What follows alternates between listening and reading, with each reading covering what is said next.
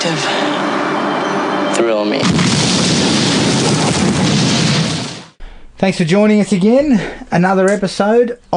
We've decided to go into the 90s. You've decided. I've decided to go into the 90s. I've just become, I wanted to look at early 90s techno horror. And so which we've again gone makes for me question why I've been held down for the last couple of weeks. So this time we've decided to go with a little seed horror picture called Ghost in the Machine from 1993. Now this was a studio film, 20th Century Fox, I believe, and is directed by one of my favourite directors, who I believe I gave 0 out of 5 for Freddy's Dead. Mm-hmm. So we're on shaky ground already. Yes. But look, before we get to that, a little bit up or down. First things first, the trailer for Castle Rock Season 2. Yep. Loved it. Yeah, I'm right up. Mm-hmm. It looks good. What I love about this is it seems they're able to tell totally separate stories from what season to season even. Yeah, well, it looks completely removed from Season 1. And it looks set in a different time by the look of it. Yeah. By the fact that Annie Wilkes is young and all that sort of stuff. Yep. I like the fact that they're bringing some established Stephen King characters in. I love the idea of just building that first season around new characters with the introduction of some other small characters that we had from Stephen King novels. But this is going to be really interesting to see what they do with established ones. Exactly. And I actually think Lizzie Kaplan looks really good. Yeah. Just those little... there was a couple of scenes where they just have her talking and it brings back memories of Kathy Bates. But then there was other bits where it seemed like, stretching out on her own because it's a younger version. So it could be interesting. And she had a couple of those blow-ups too, where you could just see it kind of coming along. It's going to be, really... I'm really keen to see that in full flight. Tough act to follow, but... I think that it's good that it can be done in a different time period so they can kind of separate it a little bit. So I'm definitely an up on that. Yep. The other one was Netflix. It's $150 million budgeted Michael Bay film called Six Underground. Yep. Stars Ryan Reynolds. I mean, I know why Netflix is doing this. You've got to be a player in the very saturated market of streaming where you've got to have product. Mm-hmm. The trailer looks really... Look, don't get me wrong, some of the stuff looks really slick and well shot, and it's obviously every dollar's being used. Yeah. But it just looks like soulless filmmaking. Yeah, there was nothing about it that really... Yeah. Really pumped my tyres up. No. And the thing that disappoints me the most is Bay can actually direct action. My biggest question is, what about this... I look at the trailer and I just see nothing that would make me say, I'm going to pump $150 million into this. You know what it looked like a little bit to me? And probably different in terms of the storyline, but it kind of looked a little bit like that Mile 22. Yeah. The Mark Wahlberg one from a couple of years ago. And that was a non-event. Mm-hmm. Netflix... Look, the problem is, look at Bright. It was a hit for Netflix. Because there's no box office numbers attributed to any of this. They're working on a different... Yeah, so Netflix can say, it was a hit.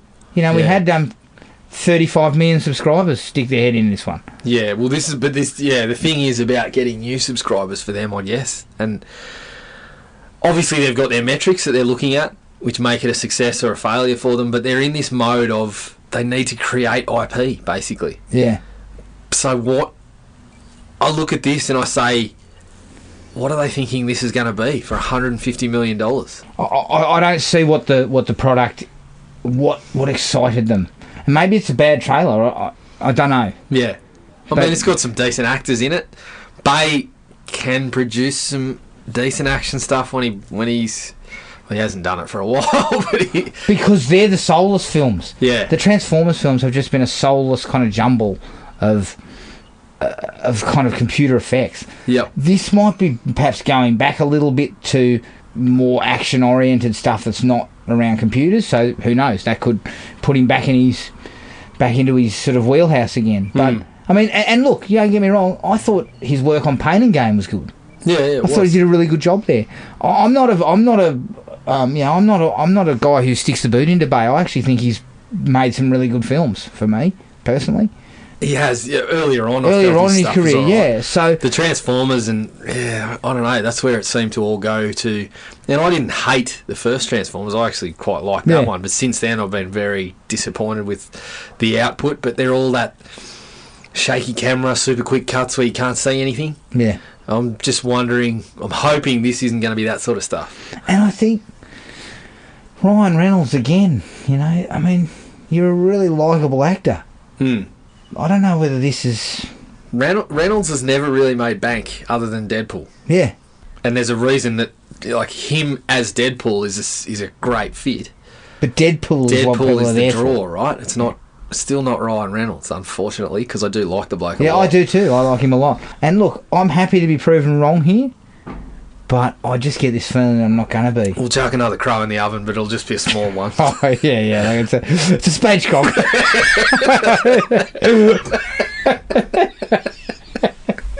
We'll chuck a spatchcock in the oven and see what happens. But at this point in time, I'm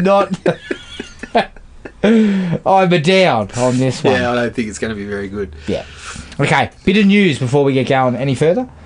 Halloween Kills just started filming, I think, about last week it was. And there's the first set photos show Michael with a prop. They seem to show. Yeah, seem to be a clean mask. So the word on the vine is, or the street word is that on Elm Street, it's a it's a flashback to 78. Yep. I like this idea. Yeah, if it is a flashback, I think that'd be great.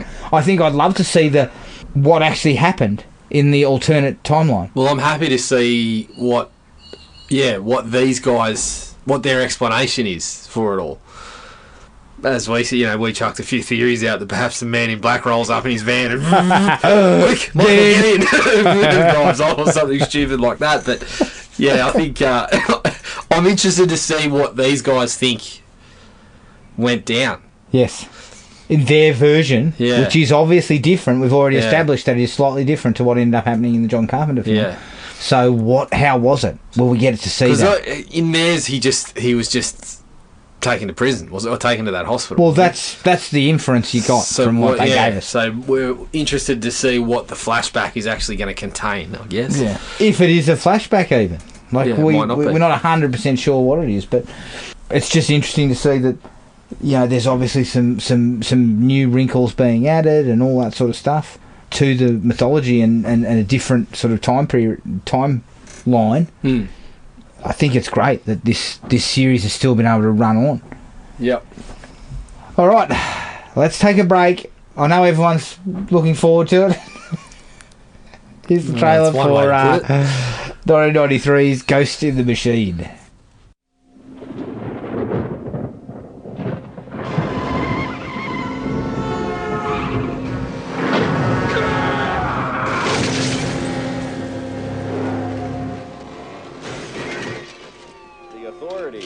Saying that a local man in a car accident may have been the killer they've been hunting for the last 3 years. 5 seconds to total scan. What is it? This storm keeps surging the power. We're losing him. He's dying. Last night, a killer died. Where the hell did that go? His body was laid to rest. But his soul... That's impossible. ...has come online. This is gonna be fun, Terry. Who is this? I'm killing your friends.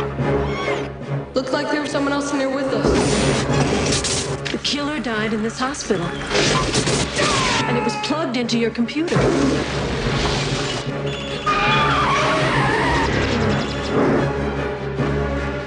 Something is coming after my son and my friends. There's no way anyone can kill somebody with a computer. Shred him. The board is up. He's not in the computer.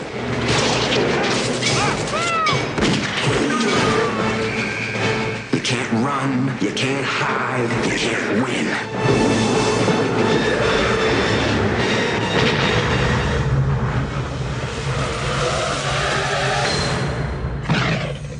Ghost in the Machine. Plug in to your worst nightmare. Ghost in the Machine from 1993, directed by Rachel Talalay, who gave us Freddy's Dead, the scourge of horror filmmaking. Produced by Paul Schiff, who produced Young Guns and My Cousin Vinny. And it's written by William Davies, who wrote Twins, Stop or My Mum Will Shoot, and William Osborne, who What a catalogue. who wrote Dr. Jekyll and Miss Hyde and The Scorpion King. It stars Karen Allen as Terry Munro, Chris Mulcahy as Bram Walker, and Ted Marco as Carl Hopkins. The budget was $12 million. The box office was $5 million. A little piece of trivia. Karen Allen and the two young boys in the film also appeared in The Sandlot, which came out in the exact same year, 1993. There you go. All right. I'm going to go first here. Well, as the connoisseur of techno horror in the room, only fair. 90s techno horror too, so, you know. Oh, that niche. That niche market. Look, it's actually not without some merits. I remember seeing this many years ago and thinking, fuck, it was really, really bad. It actually is kind of stylishly directed. I'm surprised I'm going to say that. And there's some inventive kills, like they do some inventive things. It kind of had a vibe like something like Final Destination. You know, the kind of, you're on the edge of your seat. You know, there's all these little things that could go wrong. You're not sure which one's going to take them out. But the film is just boring. Mm. It's really, really boring. It gets bogged down in this techno babble. Even though it's 90 minutes long, it felt like it was 2 hours. And the special effects, whoa. I mean, nothing dates a movie worse, and it's not the film's fault, but it's classic idea of, look at what we can do. yeah. And they should have looked a bit harder. Yeah. Because it the look looks at what atrocious. we can do was, after about 5 years, was like, oof. Maybe we should have exercised some restraint. Yeah. The characters are one note. Like, you don't even know them. Yeah. Except for one particular character that... Ooh, he's going to come in for some treatment. But overall, 2 out of 5. Yeah. I was hovering at 2.5. Yeah, you got problems. Look, I ended up at a 2 as well. Were you mildly entertained? Mildly. No, that was one of the it was like a mild case of... yeah. It was more of a mild inconvenience to myself, but it was better in aspects than I thought it was going to be, but the biggest problem overall is just that it was just as boring as batshit. Like, there was just nothing to hold your interest for long periods. When people weren't being threatened or killed, the film kind of just grinds along. Even then, sometimes. But the biggest concern for me then was there's the family, the major players are just, I mean, I'm not even sure they wanted to be there by the look of the performances. Karen Allen is she's just not interested. Stumbling through. The kid is just awful. Bram Walker, he's okay. He's okay in spots. Giving it his best. Bram Walker. What was his name? Bram Walker. I did check him out. He's had 254 credits, so he's a pro. I've seen him in some other stuff. He turns up. And he's the only one who seems semi-invested. Yeah. Everyone else couldn't give two shits. And the special effects, as you said, date it very badly. But, you know, Rachel Talalay, who is obviously one of our favourite directors, previously come in for some heavy treatment. But she does a reasonable I look at her credits and she's actually done a lot of stuff that I'm interested in. You know, she's directed episodes of TV that I've watched and enjoyed. I knew she'd done episodes of things like The Flash, which I had, you know, enjoyed in previous seasons. Haven't been enjoying so much lately. Haven't watched it for the last 2. So. But yeah, she's been involved in things that I quite like. So there was flourishes of style, and but yeah, overall just not enough to be interesting for more than about 2 minutes at a Are time. you giving it 2 out of 5? 2 out of 5. Look, I've actually got a couple of likes. Yeah, I've got a few. But again, coming back to the fact that boredom sets in, and I struggle when I'm bored. There were parts where I probably shouldn't have had my phone close handy because I'd get a little distracted by that.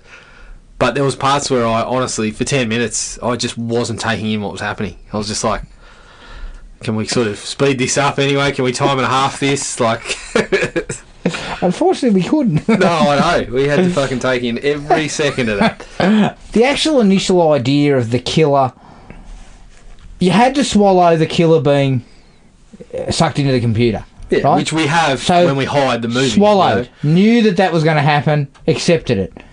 The idea of him being in the computer and manipulating her bank accounts and basically like identity theft type of thing was actually kind of interesting and a little bit ahead of itself in the sense that that shit happens all the time now. Yeah, it was a little bit ahead of its time. It was taking place in a time when it wasn't so widespread to have like the internet and so that stuff was at least a fresher angle. Yeah, although every time you say in the computer, all I can think of is Zoolander.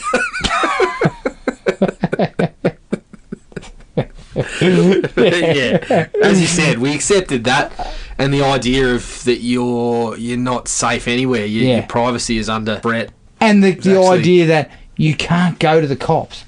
You can't prove anything to them. You can't tell them anything. You know, there is no flesh and blood person. Yeah. So at the very least, it sets up an interesting idea. Yep. That had potential. It did. The effects when they're actually just showing you the computer breaking everything down and everything like that, and some of the electricity stuff, you know, where that stuff was okay. Yeah, it was passable. It was fine. The electrical stuff, it was fine. Using like a POV kind of thing, that stuff was interesting enough. Yeah, it was let down a bit by the computer stuff, as you said. But when he was moving around the electrical wiring, and they used some of the shots there, especially around that time when the bloke gets done in by his microwave. Yeah, that one was quite cool. Yeah, so some of the effects at times were okay. Direction.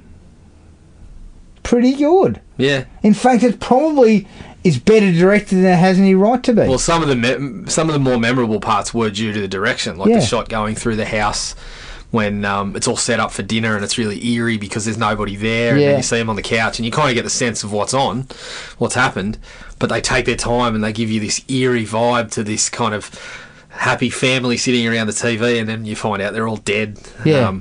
That she was really uses a interesting. lot of sort of slow roaming cameras, and she actually manages to squeeze a little bit of atmosphere out of a few shots. There's a couple of really cool shots, one in particular where you see the camera kind of floating over the electrical lines, and you can see the and then it goes in through the window of a house, you know, it kind of veers off the electrical wires and into the house. That was a really, really cool shot. Really, really well done. So stylish wise, from a direction standpoint, it actually goes all right. Yeah. And as I said, I think it almost, I mean, you give it an extra star. That's one of my stars for the direction side of things. If it was bog standard directed, it would have been a 1 out of 5 for sure. Yep.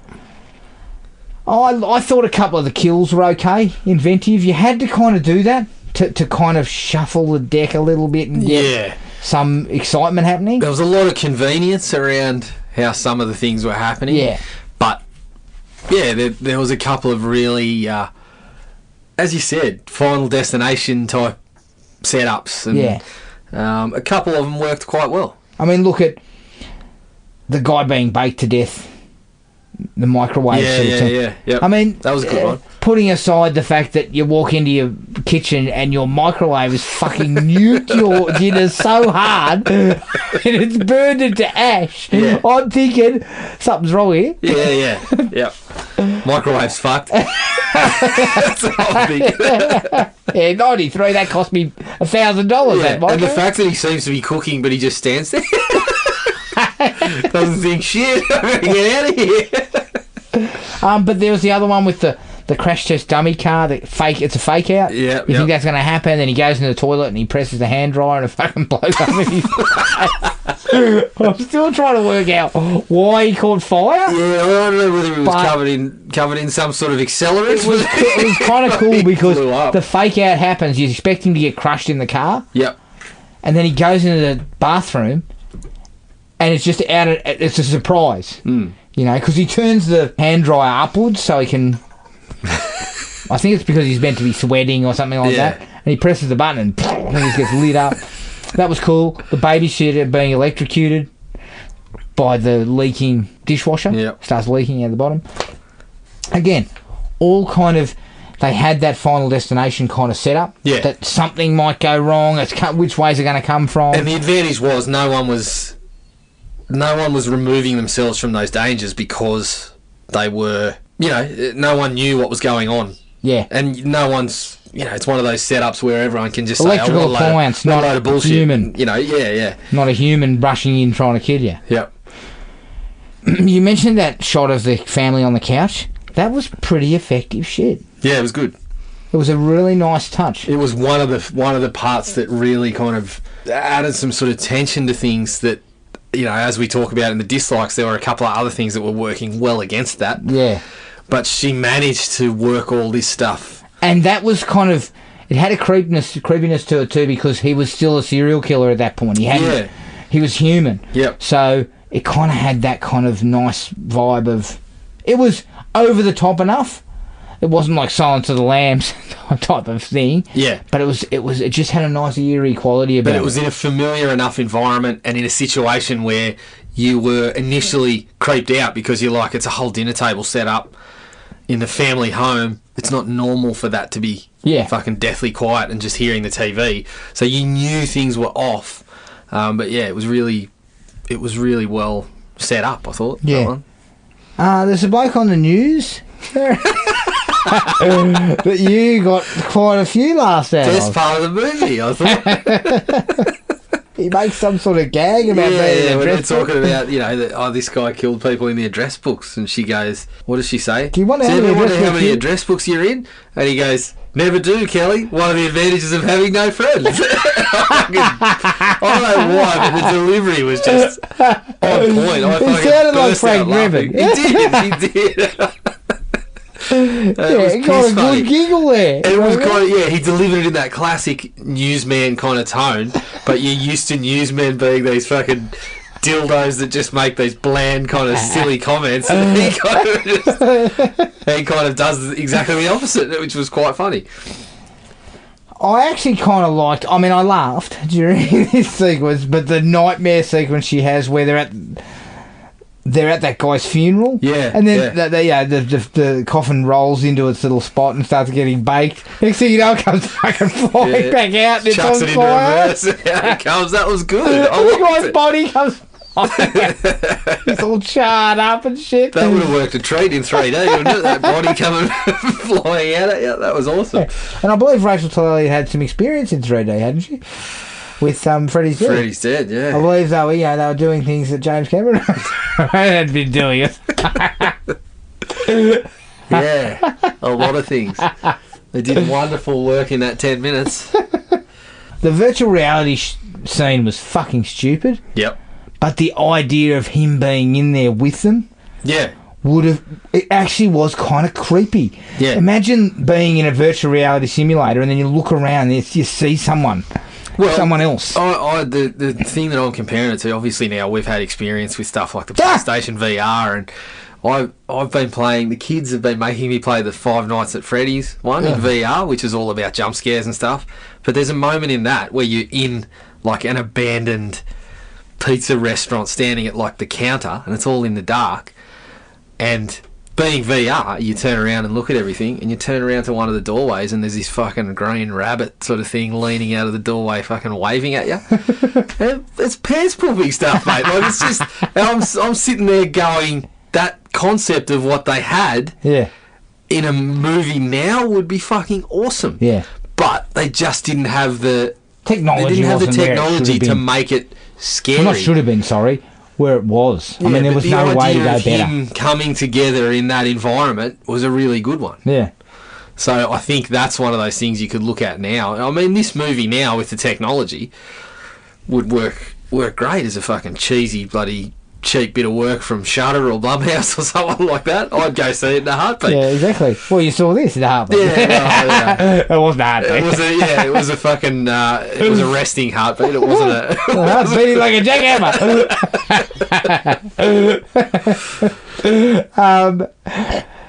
I actually also like the idea of the phone call tour from him. Well, being able to communicate in some way. The parts where he was able to go through the computer, some of those worked quite well. Because the modulated voices always sound cool. Yeah, and you were able to get an idea of... You were able to get a sense of what he was up to. They were able to visualise parts of it just using the computer screen, which was cool. But being able to give him a voice occasionally was very good too. Yeah. Shame about the dialogue, but the idea again was pretty good. But the thing is, shame about letting him do it too often. Yeah. Because they actually only brought it out in the last half hour. And I'm thinking, yeah, this is right. You give us a little bit of him ringing her up and threatening her. Yep. But then he started rambling on after that. Yeah. He started doing it too much. Yep. My final was similar to what I said about the kill sequences. It didn't end in a kill, but the scene where the little child is in the kitchen. And you got the stove turns up and the milk starts getting hot. Yeah. And the baby pulls the bloody oven open. Yeah. And there's all knives everywhere. And, all you can think of is that they're going to hurt this kid? Yeah, it was threatening. Yeah, so I liked that. And again, it had that Final Destination vibe. What's going to happen? And thankfully they pulled up using it more as a tension thing rather than going any further with it. Yep. But I like the concept of that idea, and I think that was actually fairly well handled. Any other likes for you? Yeah, one small one. Oh. Glenn from The Wedding Singer as rookie cop. Hey. Eyeing himself off, putting the hat on. Yeah. Yeah, I was looking at him going, he looks familiar. And then I'm like, yeah, well, I don't know why I recognise him from The Wedding Singer, but that's who it was. There you go. All right, dislikes. It immediately shows its age in the opening credits. Yeah. With some really primitive kind of computer, trying to show you what computers can do. Look at the network. Look inside the network and all this sort of stuff. Oh, it's immediately dated. Very and again, much so. It's not the film's fault. No, not really. The 90s was really bad for this. And I believe we had a discussion about this during Under Siege 2. It was kind of like, fuck, look, we've got all this awesome technology. It's just no restraint. Yeah. We can just do whatever we want. But actually, no, fellas, you can't. Yeah. Because it still looks bad. Yep. And it's not going to go well when we look back on it. And I think that, unfortunately, this is a film that is very much hampered by that. By the how dated it is. As you say, even if it was boring, if the technology was at today's level, you would have got a kick. You would have got a kick out of that stuff. Yep. But it wasn't. No. Yeah, it hurts the film quite a lot. Also, how does a Casio keyboard become some kind of voice modulation? Yeah. Actually sounds like an adult? Yeah, just Hollywood really sort of understanding their technology again. I mean, they have a film that's based around computers and technology and internet, but they go with a Casio to alter the voice. I mean, surely you would have bought it a little more if he was using his computer somehow to do it, but hey, Even if he was just talking into a mic, but it had like a voice modulation software. Yeah, I don't know, something like that. I mean, for God's sake. No, he's got a Casio keyboard with a microphone taped to it. Yeah, in my experience, they could barely do anything. They could barely make a fucking reasonable piano sound, let alone modulate create a woman's voice. Yeah, couldn't believe it. No. Basketball sequence? Oh, legit. I'm thinking, these guys, a couple of these guys look like they can play, and then they show old mate putting up Bram. one of the worst. No, it wasn't Bram. Wasn't it some guy that he was scamming? Remember that was Bram. No, it wasn't. It was. I'm sure it was Bram. No, it wasn't. He just had his hair out. No, remember he was scamming? The dude was scamming him? I thought that was Bram. They looked fucking identical. No, it wasn't. I'm pretty sure it wasn't Bram. Yeah. I thought it was just Bram and his skivvies and, his civvies, so, he looked a little less. I don't think it was Bram. Maybe it was. Oh, I could be mistaken. No, but either way, no, it must have been. because Why would it have been Bram? He's running the lottery scheme. He's running the scam. The Yeah, other $100, kid's saying, yeah. he can't collect it, but you can collect $100 or whatever. And so the kid says, I'll go you 50-50 if you collect it and whatever. And Yeah. he's trying to run him for the cash. But anyway, He puts up one of the worst jump shots in the history of fucking filmmaking. Looks like I thought it was an overhead pass at one point. Seems to be a jump shot. And they look like they cut it short too, because I think everyone else realised, Jesus, doesn't look like he's playing basketball there. One of my pet peeves, if you can't find someone who can put up a decent mid-range jumper, don't fucking put him in the movie. You can't Just go and get some fucking college kids. There's a college ball team that can fucking play. If you get any old person off the street, I could find 10 actors now. I'd get 10 actors that could play that role, because it was 2 lines or 3 lines. Who can shoot the jump? And I could say, put up a jump shot for me right now. Yours looks half decent. You look like a rec league player. In you come. Yeah. This guy, I don't think he ever touched the basketball. That's the reason why I think it was Bram. No. I think you need to go and watch it right now and check. I've still got it. Okay, we'll have another look. Fuck yeah, I'm going to check it out. I am. I thought Bram's intro was the police office. Tune in next week when I explain to you that it was Bram. Well, everyone will be waiting with bated breath to find out whether Bram was the one that took the world's worst jump shot or not. I'll see if I can find some footage too of that, Jay. Maybe YouTube's got a clip, although this movie is absolutely buried. I highly doubt there's too many people who've cut up copies of it from YouTube. You managed to find it. You managed to fucking hunt down the ghost in the machine. It was on Apple Movies. Well, there you go. Jesus, they're desperate. Okay, I really can't stand. And look, this was the 90s, so I would expect we would have got past this. But I really can't stand like serial killers who are just, they act like the biggest weirdo known to man. Yeah. When, it's pretty apparent that a lot of serial killers lead kind of double lives. It's not Michael or Jason, so it shouldn't be. Yeah. I look at this and I think something like 1 Hour Photo, where Robin Williams is supposed to be, he's presenting a front to get the things that he wants to get. This guy's the total opposite. I mean, total chasm in acting skills, but... Well, exactly. But what I didn't like was, we first meet this guy and he's in the computer shop. Yeah. And he's fucking...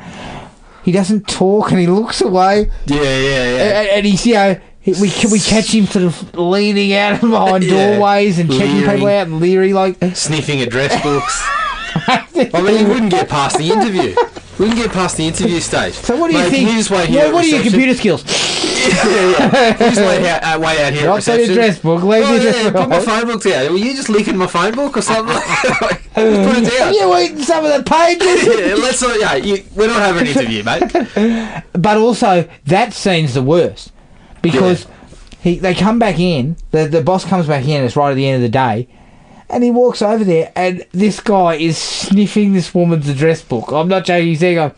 and along comes the boss and goes, "What are you doing?" And he goes, drops the address book like some bloke caught bloody jerking off. And he goes, "Oh, she left her address book behind. I thought I'd drop past and give it back to her." And the bloke goes, where did I get you from? You're such a helpful person. I'm like, fucking employee of the month. Yeah. You just walked in and saw him. Don't tell me you didn't see him sniffing the address book. You saw it. Because, mate, you know what? I'm saying to him, listen, you're a very good employee, but look, let's stop doing things like this. It's the customers don't like it. Yeah, the customers don't want you sniffing things. If you can keep that to a minimum. Sniff address books on your own time. Yeah, we've got fucking computers to fix, mate.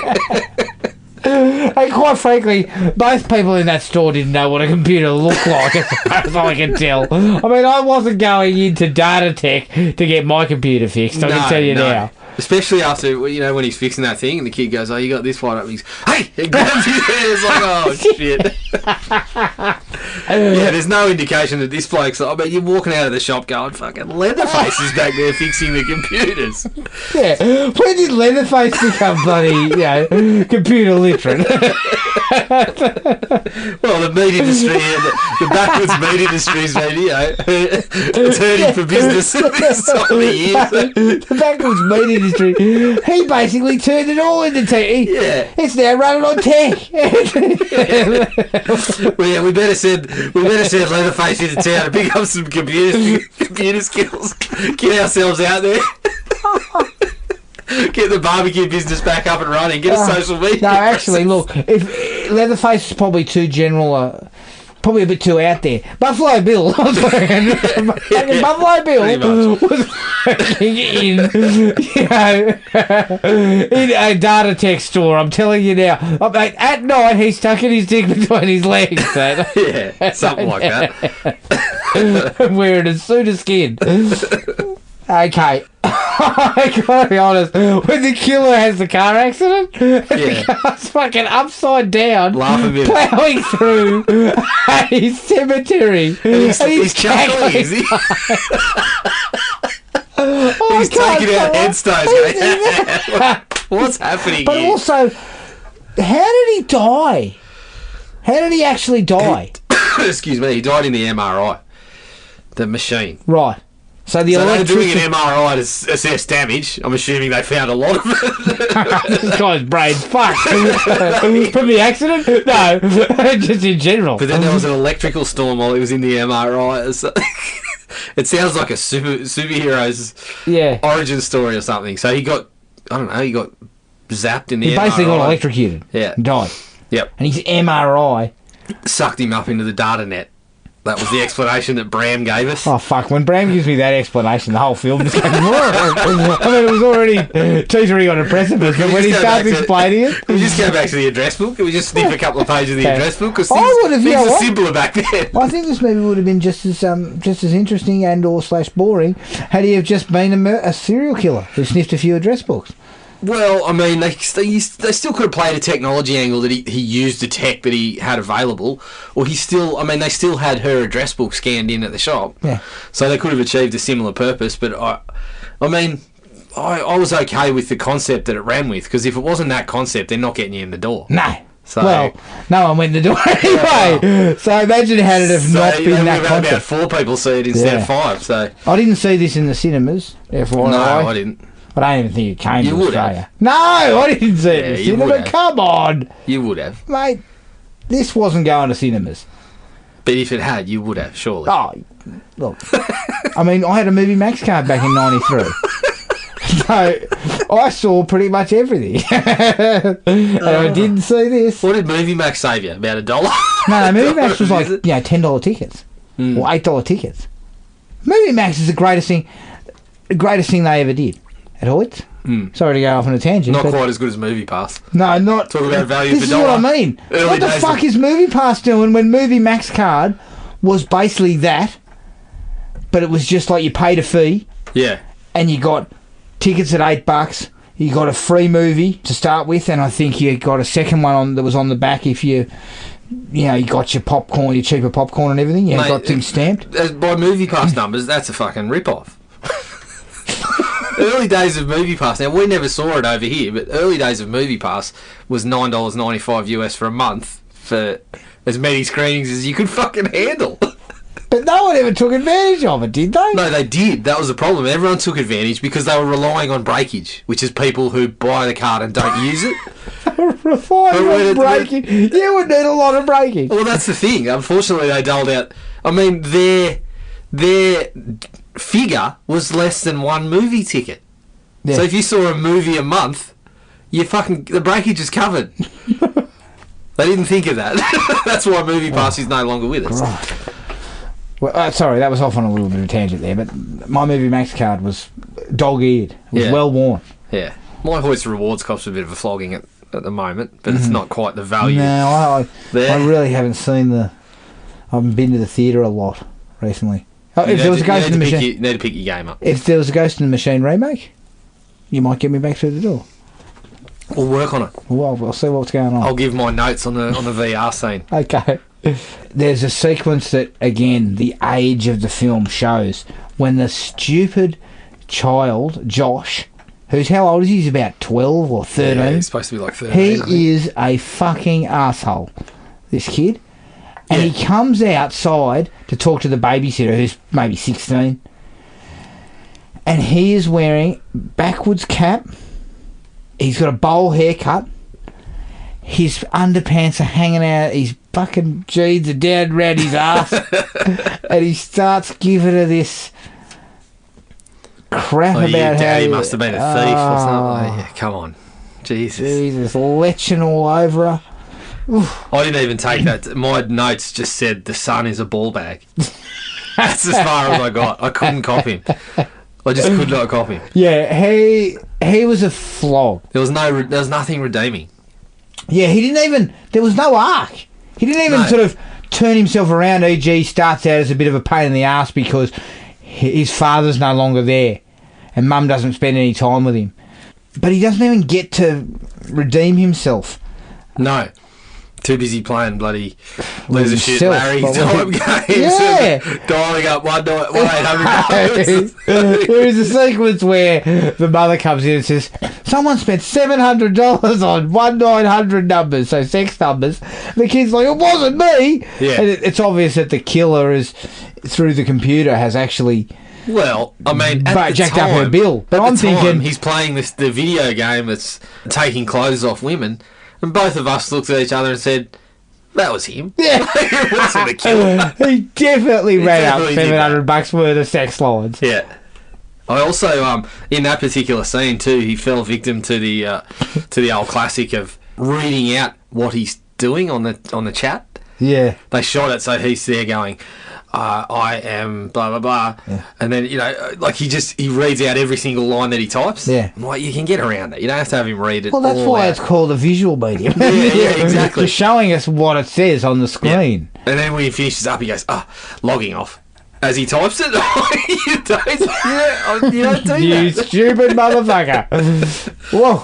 Yeah, that character was absolutely the worst character I've seen in a lot in some of these films. Yeah, and Karen Allen too.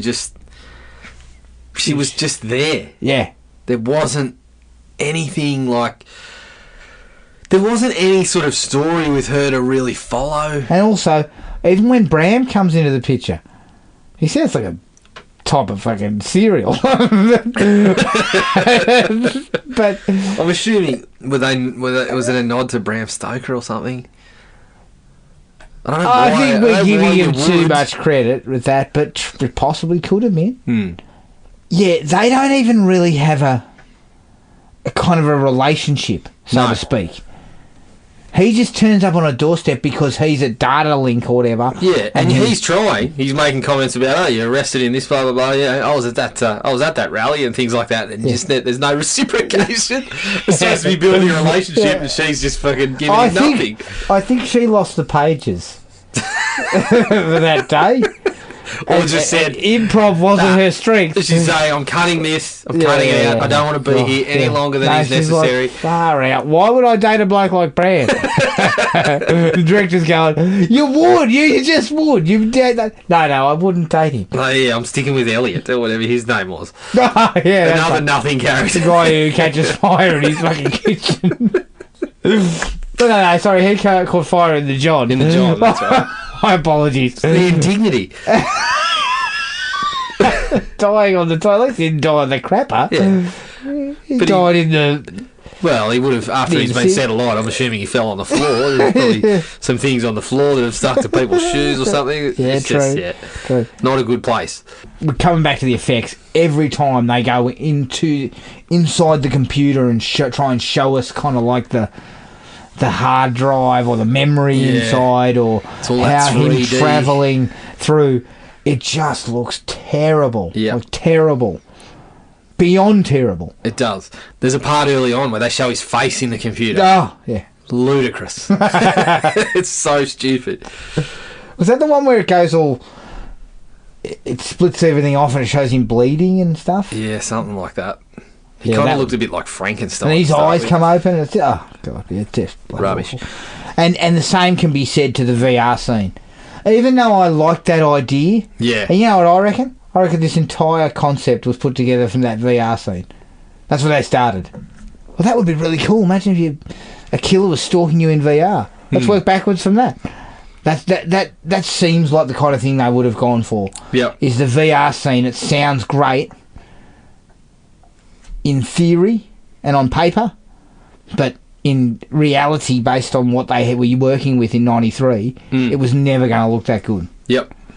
And so it didn't. It looked shocking because they had that whole their heads on the VR bodies, Yeah. which never convinced. It looks dreadful. And when he actually came in and his face went all crazy and it was supposed to be scary, Yeah.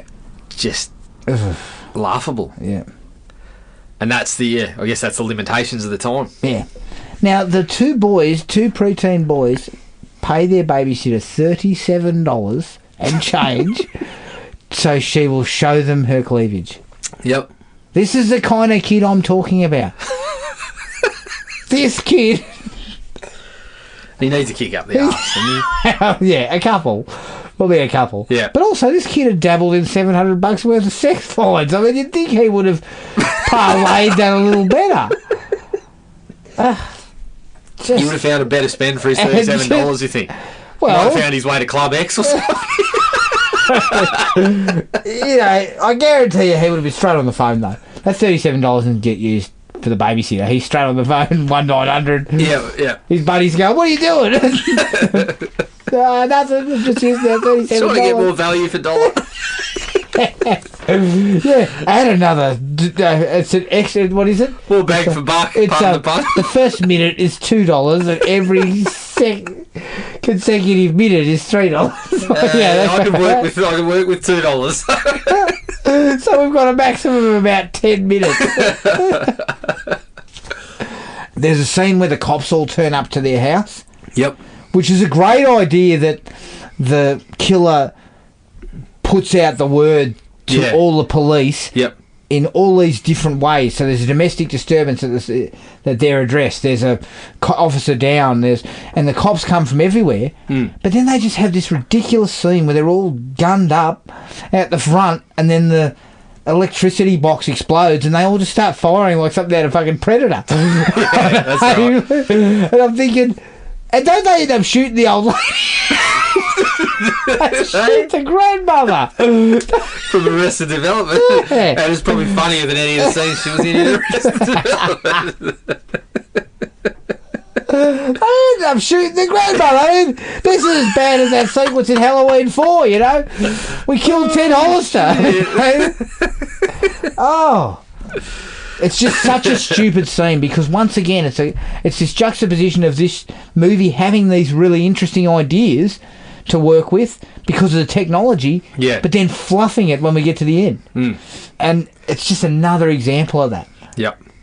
And the last one for me was when you actually see him come out of the computer, and he looks like just a big group of little balls, little red balls or something. And people keep, like, the kid jumps into him and he explodes into all these balls, and it just looked awful. And it didn't even kind of effectively kill him. Like, you couldn't really have much of a fight. And by that point, like, I was very down on the end because, number one, it took it out of the home. And I thought a lot of that stuff taking place in their home and the surrounds was effective because that's the whole point of it, right? Your kind of private life is under siege from... Your privacy is gone, and this guy's getting to you wherever. There's nowhere that's safe. And he's still doing his old shtick. Yeah, and so they've taken it... It's so far removed from that you kind of get taken away from one of the things that I thought was good about the movie. But even... I mean, one of my favourite parts of that whole thing was when the mother I think it's the mother, is in fucking mortal danger from the killer. Meanwhile, Bram's on the computer. And then he delivers yes, we're back in. And I'm like, there's no fucking urgency, there's no enthusiasm. I mean, you basically that needed to happen to save her life, Bram. You've got to be invested here. If you're not invested, I'm not invested. Get partially frantic, Bram. For God's sake. But you know what? I guess with a name like that, Bram is just cool under pressure, I suppose. Bram was at least putting in. Yeah. I mean, Karen Allen didn't look like she was fucking in danger. Yeah, well, that's true. If he's basing it on her reaction, because her reaction she's all right. well, they were limp. that's a word I'm using for it. She just never looked invested at all. You know, you could have sworn that she basically did this on a dare or a bet or something, or someone said, listen, we'll pay you a big chunk of change. Because she just doesn't even look interested. It's like Bill Murray in the new fucking trailer for Zombieland. Have you seen that bit? They sit there and they go to Bill Murray, why did you do it? Talking about a movie, and he goes, can I be honest with you? Drugs are expensive. I think that's what we're dealing with. Yeah. She had a problem. And she was requiring just a quick fix, 20 days work on some dodgy B picture that no one's going to see. Yep. And the budget was $12 million. I mean, I don't know what they were spending it on. Must have been the technology. The VR, stuff. mate. Fucking hell, how much was that costing? The computer scene.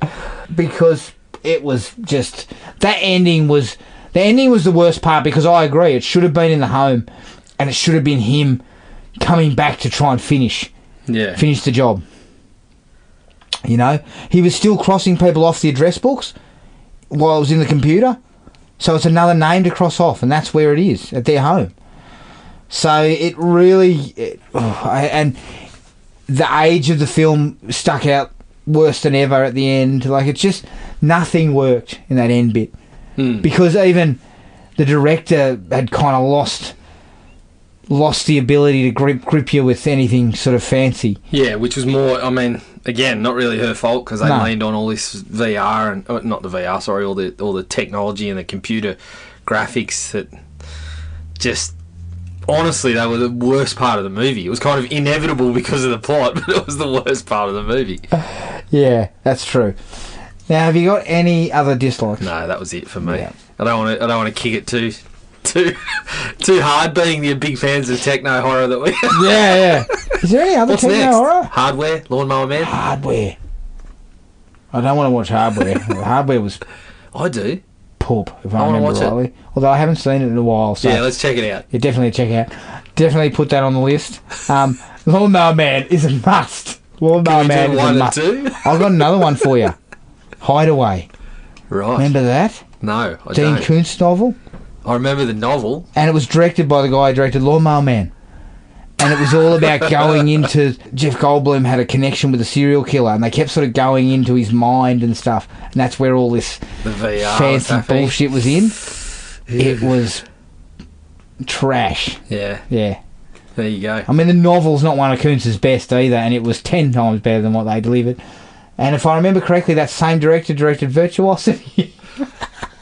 Talk about niche. Yeah, I know, he's a niche market, man, and we need to watch Virtuosity. His name was just coming up every time there was a... Oh, it's got visual effects. Let's get this one here. We're going to have a VR sequence. We must watch Virtuosity. Must we? Denzel Rustapus. Like, it's Denzel phoning it in. That's probably the only Denzel film he's ever phoned in. Right, okay. All right. I reckon we might have to check it out then. Whereas Rusty's, he's like 10 phones going off at once. Yeah. He's loving life. Given that for some reason you're on a techno horror kick and Darkman's just been fucking... No. Darkman's just been pushed right to the back of the line. Darkman is definitely there. Darkman's next. Back of the line, behind all the techno horror. No, the techno horror can be pushed unless Darkman can get himself in a VR sequence somehow. Well, kind of. Visually, Darkman might fit. I think, no, Darkman's next. Okay, Darkman's definitely next. So, you can we're on Podomatic, iTunes and Spotify. Send us an email at thrillme@iinet.net.au. Like us on Facebook at Thrill Me Podcast Australia, at Podomatic at thrillme.podomatic.com, and on Instagram at thrillmepodcastau. Chuck us a rate and review on iTunes and Podomatic if you can. Now, as I said, Darkman next. We're also working with the Nostalgia Me Damn guys. I think we've finally got a date, yeah? Yes. We've finally got a date to record. We're working on it. We're going to do it with those guys, and we're going to actually cover the Scream franchise. We're actually going to talk about... We're going to rate it, like we did with Halloween. So that should be bloody good fun. So keep an eye out for all that stuff. But until then, take it easy, and we'll catch up with everyone later. Cheers. Find the podcast at Podomatic or on iTunes. Don't forget to rate and review. Like us on Facebook at Thrill Me Podcast Australia, or contact us at thrillme, all one word, all lowercase, at iinet.net.au.